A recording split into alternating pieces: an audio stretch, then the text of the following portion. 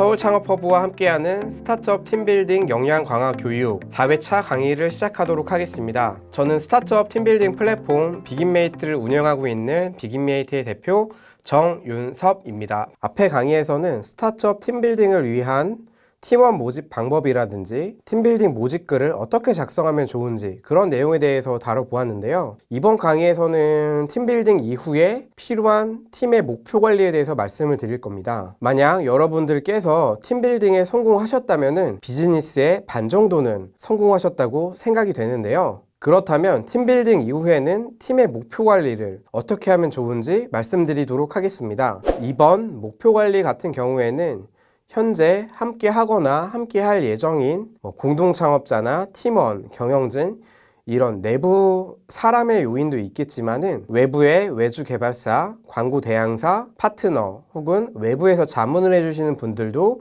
이 팀빌딩에 속하게 됩니다. 여러분들의 비즈니스에 대한 목표가 간절하고 정확하게 전달되었다면은 비즈니스 일정에 차질 없이 순탄하게 진행되겠지만은 대부분 스타트업을 하다 보면은 여러 가지 이슈들이 동반하기 때문에 팀원들 간의 목표 관리가 더 중요하게 됩니다. 팀의 목표 관리에서 가장 중요한 요인 중에 하나가 공동 창업자들 간의 목표 공유나 비전 공유 이런 부분이 가장 우선시가 되는데요. 그렇다면은 제가 사례를 들어서 공동 창업자들 간에서도 어떻게 비전 공유나 목표 공유를 했을 때 빠른 성과가 나고 또 잘못 설정되거나 서로 다른 방향으로 비즈니스를 디벨롭 했을 때 와해되는 사례들이 있는데요. 그런 사례에 대해서 여러분들께 말씀드리도록 하겠습니다. 먼저 공동 창업을 하다 보면은 공동 창업자들 혹은 초기 팀원들과의 이제 목표 설정이라든지 비전 설정이 다 다르게 나올 수 있는데요. 와해되는 사례에 대해서 말씀을 드려보도록 하겠습니다. 대표자 A씨와 그리고 공동 창업자 B씨와 C씨는 처음에 어떠한 비즈니스 모델을 가지고 함께 하기로 해서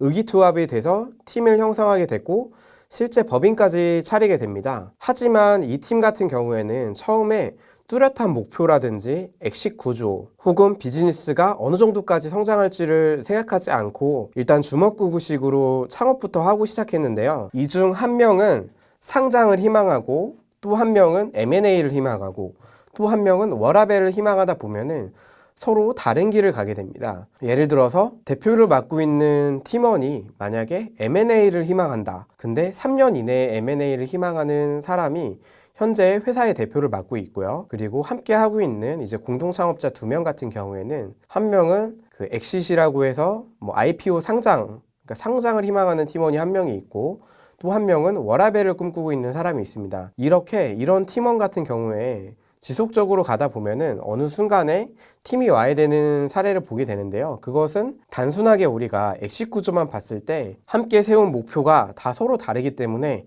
이 팀은 결국에 와해가 될 수도 있습니다. 이제 대표 같은 경우에는 M&A를 희망하기 때문에 단기간에 빠른 성과와 그리고 M&A를 위한 성과 지표를 KPI로 잡고 그거에 대해서 노력을 하겠지만은 워라밸을 꿈꾸고 있는 친구 같은 경우에는 어느 정도의 성과가 나왔을 때 이제 퇴근을 하고 본인의 여가 시간을 즐기고 싶어하는 그런 워라밸 하고 싶어하는 팀원도 있죠. 근데 반면에 상장하고 싶어하는 친구 같은 경우에는 이 회사를 탄탄하게 상장할 수 있는 구조로 만들기 위해서 매출이라든지 투자 유치도 단계별로 생각하게 되겠죠. 이렇게 3명에서 같이 하다 보면은 결국에 한 명씩 팀원이 이탈하게 될 거고요. 그렇게 IPO를 꿈꿨던 팀원 같은 경우에는 이렇게 될 바에 내가 회사를 나가서 직접 창업을 해봐야겠다. 이런 생각을 가지고 하는 사람들도 나오게 됩니다. 이런 경우는 나중에라도 본인이 스타트업을 직접 창업해 보겠다라는 팀원이 나오는 사례가 될 텐데요. 이처럼 스타트업 대표를 맡고 있는 사람이라면은 나머지 팀원들이 혹은 공동 창업자들이 어떤 생각을 가지고 있는지 그 의견들을 꼼꼼하게 수렴하고 함께 나아갈 수 있는 큰 비전이라든지 큰 목표를 구성해야 됩니다. 쉽게 생각해 보면은 우리가 버킷리스트라는 게 있습니다. 버킷리스트 같은 경우에는 죽기 전에 꼭 한 번쯤은 해보고 싶은 것들을 정리한 목록을 의미하는데요. 간단하게 스타트업에서도 이 버킷리스트를 적용할 수가 있습니다. 팀 내에서 버킷리스트를 짠다라고 생각한다고 하면은 팀원 개개인들이 가지고 있는 버킷리스트가 있을 수도 있고요. 그리고 회사의 버킷리스트도 만들 수도 있을 겁니다. 이처럼 개개인별로 특히 시작하는 단계에 있는 개개인별로 가지고 있는 버킷리스트를 간단하게 비전이나 목표 미션 이렇게 생각을 하시고 이 비전들을 묶어서 다들 서로 어떻게 생각하고 있는지 서로 공감하고 이해할 수 있는 시간을 마련해 주시면 좋을 것 같습니다. 이렇게 서로의 버킷리스트를 확인하고 이걸 가지고 큰 회사의 버킷리스트를 함께 만들어 보셨다면은 우리 팀이 앞으로 무엇을 해야 되는지 그리고 우리 팀의 성공 목표가 나오게 될 것입니다. 현재까지 모아진 버킷리스트 중에서 가장 이루기가 어렵고 그리고 가장 원대하다고 생각되는 그런 버킷리스트 그런 것들을 비전으로 세우게 되시면은 가장 쉽게 비전 설계하는 법을 생각하실 수 있을 거고요. 그리고 이 목표를 이루기 위한 전체 일정을 한번 산정해 보면은 좋을 것 같습니다. 예를 들어서 우리 회사가 상장하기까지 몇 년이 걸릴까? 혹은 M&A라든지 혹은 어느 정도의 시리즈 투자를 받을 때까지 어떤 단계의 일정이 필요할지 이런 것들을 세부적으로 산정해 보다 보면은 여러분들께서는 대략적인 목표라든지 일정이 나오게 됩니다. 그리고 이렇게 나왔던 것들을 여러분들이 현재 바로 실천할 수 있는 것들부터 설계하다 보면은 이것이 바로 여러분들의 비즈니스 로드맵이 되실 수 있는 거고요. 이 비즈니스들을 가지고 비즈니스 로드맵을 설계하다 보면은 여러분들이 언제 서비스가 런칭될지 혹은 언제 시리즈 투자를 받을지 언제 정부 지원 사업을 받을지 혹은 언제쯤에 팀원의 조직 규모를 확대할지 이런 것들이 구체적으로 나오게 되는데요. 이처럼 비즈니스를 만들어 나아가시면 될 것 같습니다. 네, 간략하게 회사 비전에 대해서 말씀을 드렸는데요. 여러분들이 팀의 목표 관리를 만들기 위해서 어떠한 것들이 필요한지에 대해서 여러분들께 말씀드리도록 하겠습니다. 첫 번째는 회사 비전이고요. 이 회사 비전 같은 경우에는 여러분들이 회사를 설립하게 되었던 동기라든지 회사의 큰 사명감, 앞서서 말씀드렸다시피 팀원들 간의 버킷리스트에 가장 교집합이 큰 이런 것들을 세우는 것이 비전이 되실 거고요. 이 비전 같은 경우에는 예를 들면 전 세계 스타트업의 시작점이 되겠다라는 비긴메이트의 비전도 하나 있는데요. 이런 예를 들 수가 있습니다. 그리고 두 번째 회사의 미션 같은 경우에는 이 비전을 이룰 수 있는 미션들입니다. 그렇기 때문에 비전이 하나라고 하면은 이 미션은 최소 2개에서 5개 사이는 나와야 되는데 한 3개 정도는 여러분들께서 미션으로 생각해 보시면 좋을 것 같습니다. 이 미션 같은 경우에는 단계별로 여러분들이 생각해 보시면 좋을 텐데요. 가장 빨리 이룰 수 있는 미션, 그 다음에 중장기적인 미션, 그리고 최종 미션 이 3가지 정도로 여러분들께서 미션을 나누고 설계하시면 좋을 것 같습니다. 그리고 이 비전과 미션을 이룰 수 있는 마일스톤을 만드셔야 되는데요. 마일스톤 같은 경우에는 특정 기간 내에 여러분들이 이룰 수 있는 그런 목표치, 3개년 목표 이런 내용들을 적는 곳인데요. 이 마일스톤을 통해서 1년 이내에 우리 회사의 가치가 얼마 정도가 되겠다 혹은 1년 이내에 서비스 출신을 여기까지 하겠다 혹은 1년 이내에 투자 유치에 성공하겠다 이처럼 1년 단위, 2년 단위, 3년 단위 이런 향후 계획에 대해서 이렇게 작성하는 게 마일스톤 같은 거고요.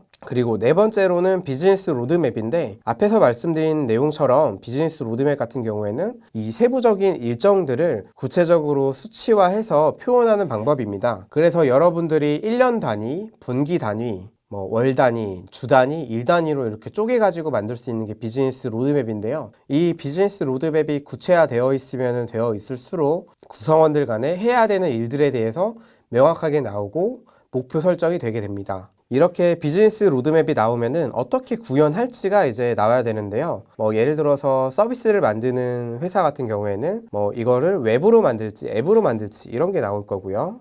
제품을 만드시는 기업 같은 경우에는 설계 도면이 나와야 될 수도 있고 혹은 생산 공정이라든지 금형 이런 것들이 나올 수도 있고요. 그리고 콘텐츠를 만드시는 분들은 이 콘텐츠를 어떻게 찍어서 어떻게 만들지 혹은 어떻게 저작권화 할지 이런 내용들이 나오게 되는데요. 여러분들이 비즈니스를 하고 계시는 게 어떤 거냐에 따라서 이렇게 목표 관리도 다 세분화돼서 나눠지게 됩니다. 그렇다면은 이 목표를 함께 이룰 수 있는 사람들에 대한 내용도 필요한데요. 예를 들어서 우리의 목표가 올해 안에 앱 개발을 완성시킨다라고 하면은 앱 개발을 완성시키기 위한 안드로이드 개발자라든지 아이폰 개발자라든지 이런 부분들이 어떻게 팀원이 구성돼야 되는지 이런 것도 세분화돼서 나오게 되는데요. 이런 걸 팀빌딩 희망 포지션이라고 얘기를 하고요. 그리고 이런 팀원들이 우리 팀에 합류했을 때 팀원들 팀원들과 함께 어떻게 목표 관리를 할지, 그리고 팀원들과 이루고 싶은 것들도 사전에 여러분들이 체크해 보시면 좋을 것 같습니다. 그리고 이 목표를 함께 수행할 수 있는 팀원들도 왜 이걸 함께 해야 되는지에 대한 동기부여도 시켜야 되는 부분도 있고요. 그리고 이 팀원들에게도 여러분들께서 어떻게 제안을 해서 우리 팀에 합류를 시킬지, 혹은 우리 프로젝트의 목표 관리 성과에 맞춰서 팔로우업 할 수 있는 사람들을 모을지,